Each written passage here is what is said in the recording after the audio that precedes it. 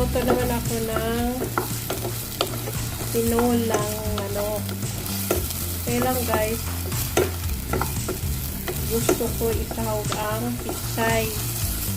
Kaya, manok na pinitsay na lang. So guys, kailangan mag-brown talaga siya bago natin lagyan ng gulay para hindi siya malansa. Saka dapat maraming luya.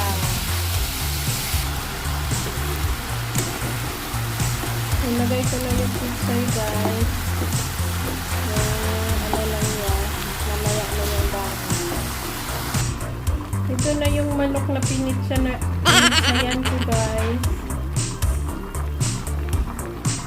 Paborito ko to guys.